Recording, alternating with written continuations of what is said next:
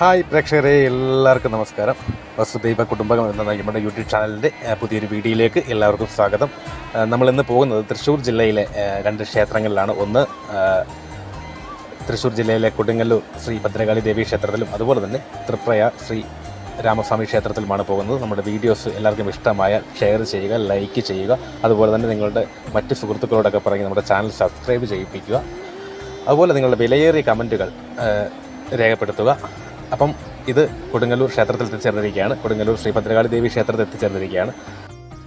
നമ്മുടെ തൃശ്ശൂർ ജില്ലയിലാണ് കൊടുങ്ങല്ലൂർ എന്ന ഈ ദേവീ ക്ഷേത്രം സ്ഥിതി ചെയ്യുന്നത്. കേരളത്തിലെ 64 കാളിക്ഷേത്രങ്ങളുടെ മാതൃക്ഷേത്രമായാണ് കൊടുങ്ങല്ലൂർ ഭഗവതി ക്ഷേത്രം കണക്കാക്കപ്പെടുന്നത്. ഇവിടുത്തെ പ്രധാന പ്രതിഷ്ഠയാണ് പരമശിവനെങ്കിലും ഭഗവതിയുടെ ക്ഷേത്രം എന്ന നിലയിലാണ് ഈ ക്ഷേത്രത്തിൻ്റെ പ്രസിദ്ധി. അതുപോലെ സപ്തമാതാക്കളായ ബ്രാഹ്മി, വൈഷ്ണവി, മഹേശ്വരി, ഇന്ദ്രാണി, വരാഹി, കൗമാരി, ചാമുണ്ഡി എന്നീ ദേവതകളും ഇവിടെ ഭഗവതിയോടൊപ്പം കുടികൊള്ളുന്നു. 5 ശ്രീചക്ര പ്രതിഷ്ഠയുള്ള ക്ഷേത്രമാണിത്. അതുപോലെ ഇവിടുത്തെ പൂജാരിമാർ അടികൾ എന്ന സമുദായക്കാരാണ് ഇവിടുത്തെ പൂജാരിമാർ. ശാക്തേയ സങ്കല്പത്തിലുള്ള പൂജകളാണ് ഈ കൂട്ടം നടത്തപ്പെടുന്നത്. കുന്നത്ത്, മഠത്തിൽ, നീലത്ത് എന്നീ അടികൾ കുടുംബക്കാർക്കാണ് ഈ പരമ്പരാഗതമായി ഇവിടുത്തെ പൂജയുടെ അധികാരം. കേരളത്തിലെ ആദിപരാശക്തിയായ ഭദ്രകാളിയെ ആദ്യമായി കുടിയിരുത്തിയ ക്ഷേത്രമാണ് കൊടുങ്ങല്ലൂർ എന്ന് പറയപ്പെടുന്നു.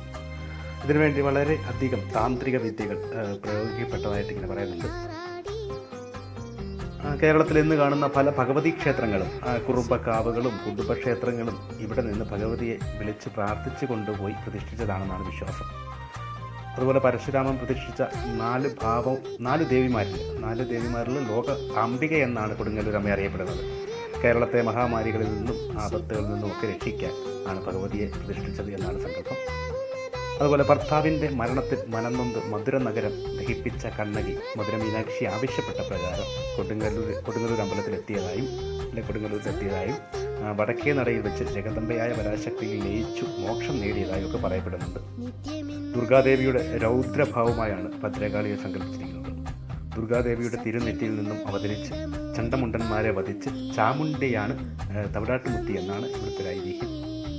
അതുപോലെ കാളിയുടെ ഏറ്റവും ഉഗ്രഭാവമായ രുദ്രമഹാകാളിയുടെ പ്രതിഷ്ഠയാണ് പടിഞ്ഞാറേ നടയിലുള്ളത്.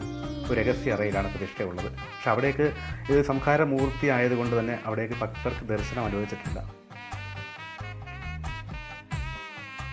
നവരാത്രി വിദ്യാരംഭ നാളിൽ വിദ്യയുടെ ദേവിയായ സരസ്വതിയായും താലപ്പൊലി ദിവസം ഐശ്വര്യദായിനിയായ മഹാലക്ഷ്മിയായും വൃശ്ചികമാസം തൃക്കാർത്തിക നാളിൽ ദുർഗതിനാശിനിയായ ദുർഗാദേവിയായും ഒക്കെ ദേവി ഇവിടെ സങ്കല്പിക്കുന്നുണ്ട്.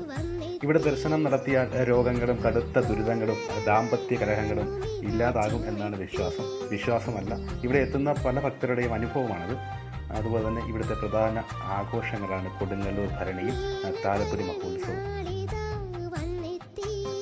അതുപോലെ നിമിഷ കവി എന്നറിയപ്പെടുന്ന കൊടുങ്ങല്ലൂർ കുഞ്ഞിക്കുട്ടൻ തമ്പുരാൻ മഹാഭാരതം അനായാസെ മലയാളത്തിലേക്ക് പരിഭാഷപ്പെടുത്തിയത് കൊടുങ്ങല്ലൂർ അമ്മയുടെ ഒരു അനുഗ്രഹത്താലാണെന്ന് പറയപ്പെടുന്നു. കുഞ്ഞിക്കുട്ടൻ തമ്പുരാൻ്റെ മഹാഭാരതം വായിക്കുമ്പോൾ തന്നെ അറിയാൻ കഴിയും. കാരണം ആ സംസ്കൃതത്തിലുള്ള കാവ്യങ്ങളൊക്കെ മലയാളത്തിൽ അതേപോലെ തന്നെ നിമിഷ നേരം കൊണ്ടാണ് അദ്ദേഹം പകർത്തിയത്. അത് അമ്മയുടെ ഒരു അനുഗ്രഹത്താലാണെന്നാണ് പറയപ്പെടുന്നത്. അതുപോലെ ദുഷ്ടനായ ദാരികാസുരനിൽ നിന്നും സമസ്ത ലോകത്തെയും രക്ഷിക്കാൻ പരമശിവന്റെ തൃക്കണ്ണിൽ നിന്നാണ് ദേവി ഭദ്രകാളി ജനിക്കുന്നത്. ദാരികനെ വധിച്ചതിന് ശേഷവും കോപം ക്ഷമിക്കാത്ത ദേവിയെ ശാന്തയാക്കാൻ വേണ്ടി ദേവഗണങ്ങൾ ദേവി സ്തുതികൾ പാടി നൃത്തം ആടിയപ്പോൾ ദേവിയുടെ കോപം ക്ഷമിക്കുകയും ദേവി സന്തുഷ്ടയാവുകയും ആയി എന്നതാണ് കഥ. ആ സംഭവത്തിൻ്റെ പ്രതീകാത്മകമായാണ് അനുഷ്ഠാനമാണ് കൊടുങ്ങല്ലൂർ ഭരണി. ഈ ദേവിയുടെ കോപം ക്ഷമിച്ച് ദേവി സന്തുഷ്ടാവസ്ഥ ആ ഒരു ഭൂതഗണങ്ങളുടെ അല്ലെങ്കിൽ ദേവി സ്തുതികൾ പാടിയ ആ ഭൂതഗണങ്ങളുടെ ആ ഒരു ഓർമ്മപ്പെടുത്തലാണ് നമ്മുടെ കൊടുങ്ങല്ലൂർ ഭരണി എന്നറിയപ്പെടുന്നത്. അതുപോലെ തന്നെ ശുംഭനിശുംഭം യുദ്ധവേളയിൽ ചണ്ഡികാദേവിക്ക് തുണയായി അവതരിച്ച കാളി രക്തബീജാദികളെ വധിക്കുന്നതായും ഐതിഹ്യമുണ്ട്. അതുപോലെ കാളിയുടെ പ്രതീകമായ വെളിച്ചപ്പാടന്മാരുടെ ഉത്സവമാണ് ഈ കൊടുങ്ങല്ലൂർ ഭരണി. അതുപോലെ തന്നെ നമ്മുടെ കൊടുങ്ങല്ലൂർ ദേവി ക്ഷേത്രത്തിലെ പ്രധാന വഴിപാടുകളാണ് വെടിവഴിപാട്, ഗുരുതി പൂജയൊക്കെ. നമ്മൾ ക്ഷേത്രത്തിൽ എത്തിച്ചേർന്ന് ദേവിയെ കണ്ട് തൊഴുവാൻ ഒരു ഭാഗ്യം ലഭിച്ചു. ആ വീഡിയോ നിങ്ങളിലേക്ക് എത്തിക്കുവാനുള്ള സാധിച്ചു. ഇനി നമ്മൾ അടുത്ത പോകുന്നത് തൃശ്ശൂർ ജില്ലയിൽ തന്നെയുള്ള തൃപ്രയാർ ശ്രീരാമസ്വാമി ക്ഷേത്രത്തിലേക്കാണ്. അപ്പോൾ അവിടുത്തെ വീഡിയോകൾ നിങ്ങളിലേക്ക് എത്തിക്കാം. അപ്പോൾ എല്ലാവർക്കും കൊടുങ്ങല്ലൂർ ദേവീ ക്ഷേത്രത്തിലെ വീഡിയോ കണ്ട് ഇഷ്ടമായി എന്ന് വിചാരിക്കുന്നു. നമ്മൾ തൃപ്രയാർ ശ്രീരാമസ്വാമി ക്ഷേത്രത്തിലേക്ക് യാത്ര തിരിച്ചിരിക്കുകയാണ്. ഇപ്പോൾ നമ്മൾ തൃപ്രയാർ ശ്രീരാമസ്വാമി ക്ഷേത്രത്തിൻ്റെ ഭാഗത്തേക്ക് എത്തിച്ചേർന്നിരിക്കുകയാണ്. ക്ഷേത്രത്തിൻ്റെ കവാടത്തിൻ്റെ ഭാഗത്താണ് നമ്മളിപ്പോൾ എത്തിച്ചേർന്നിരിക്കുന്നത്. ഇവിടെ പാർക്കിംഗ് നമ്മൾ ഇടത്തെ സൈഡിലായിട്ടാണ് ക്രമീകരിച്ചിട്ടുള്ളത്. കർക്കിടക മാസം അല്ലാത്തതുകൊണ്ട് പൊതുവേ ഇന്ന് ശനിയാഴ്ച ദിവസം ആയതുകൊണ്ടും അത്യാവശ്യം തിരക്ക് അനുഭവപ്പെടുന്നുണ്ട്. കർക്കിടക മാസം ആണുവെങ്കിൽ നല്ല തിരക്കായിരുന്നു. പക്ഷേ ഇതിപ്പം കർക്കിടക മാസം അല്ലാത്തതുകൊണ്ട് ശനിയാഴ്ച ദിവസം ആയതുകൊണ്ടായിരിക്കും നല്ല കുറച്ച് തിരക്ക് അനുഭവപ്പെടുന്നുണ്ട്. അപ്പോൾ പാർക്കിംഗ് ചെയ്തിട്ട് നമ്മൾ ക്ഷേത്രത്തിലേക്ക് കടക്കുകയാണ്. പിന്നെ ക്ഷേത്രത്തിനകത്തേക്കുള്ള വീഡിയോസ് അലൗഡ് അല്ല. ഞാൻ ചോദിച്ചു, സെക്യൂരിറ്റിയോട് ചോദിച്ചപ്പോൾ ക്ഷേത്രത്തിനകത്ത് വീഡിയോസ് അനുവദനീയമല്ല എന്ന് പറയുന്നുണ്ട്. അപ്പോൾ അങ്ങനെ നമ്മൾ ക്ഷേത്രത്തിൻ്റെ ആദ്യ കവാടം കഴിഞ്ഞ് മുന്നോട്ട് നടക്കുകയാണ്. കേരളത്തിലെ പ്രസിദ്ധവും പുരാതനവുമായ ക്ഷേത്രങ്ങളിലൊന്നാണ് തൃപ്രയാർ ശ്രീരാമസ്വാമി ക്ഷേത്രം. മഹാവിഷ്ണുവിൻ്റെ 7ാമത്തെ അവതാരമായ മര്യാദാ പുരുഷോത്തമനായ ശ്രീരാമദേവനെ അത്യുഗ്രഭാവത്തിൽ ചതുർബാഹുവായ മഹാവിഷ്ണുവിൻ്റെ രൂപത്തിലാണ് ഇവിടെ പ്രതിഷ്ഠിച്ചിരിക്കുന്നത്. തൃപ്രയാർ ഏകാദശി മഹോത്സവമാണ് ഇവിടുത്തെ വളരെ വിശേഷപ്പെട്ട ഉത്സവം. അറബിക്കടലിൽ മീൻ പിടിക്കാൻ പോയ മുക്കുവന്മാരുടെ വലകളിൽപ്പെട്ട വിഗ്രഹം നാട്ടുപ്രമാണിയായ കൈമളെ ഏൽപ്പിച്ചെന്നു. കൈമൾ ഒരു ജ്യോത്സ്യനായിരുന്നു.